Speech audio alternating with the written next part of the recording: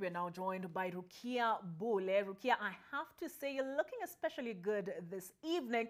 Perhaps you can tell us why you're dressed up, where you are, and what is happening where you are.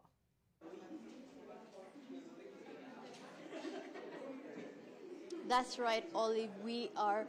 There's so many interesting conversations that was going around right here. There's so many women, incredible women who have succeeded in the different careers and spaces and have taken up such great responsibilities. The theme this year, Olive, is digital. That is, we embrace equity and innovation and technology for gender equality. That is, joining me right now is one of the branch managers for KCB, Elizabeth.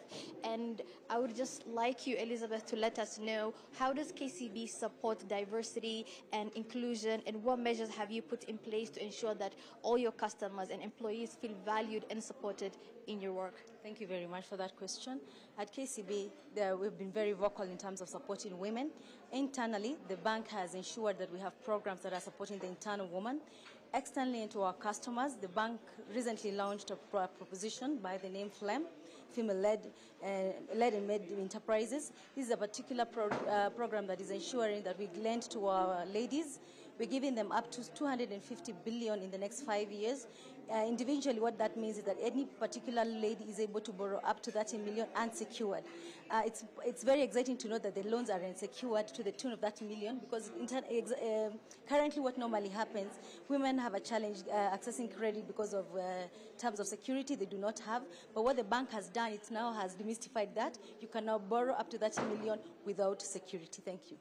What advice would you give to young women who are considering venturing into entrepreneurship, how they can access money for projects and businesses?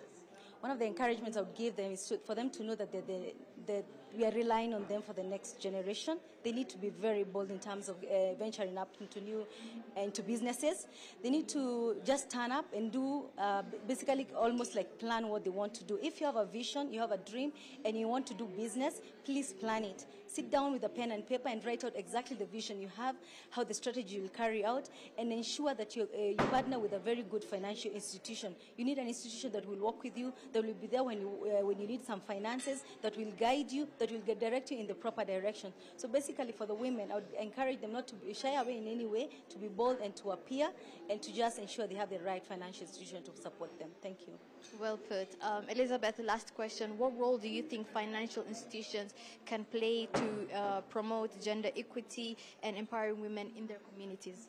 What financial institutions should ensure they're doing, as I mentioned, is to ensure that credit is available for everyone, irrespective of what age you are or the gender. Make sure that they need to make sure that everyone is able to borrow and access credit as much as possible. Two, they need to ensure that even this credit is easily accessible in terms of, is it available in the digital place? Is it available, easily accessible when everyone walks into a banking, or can they talk to the training programs for the individuals who are doing business? Mentorship the people who are doing business and those who have.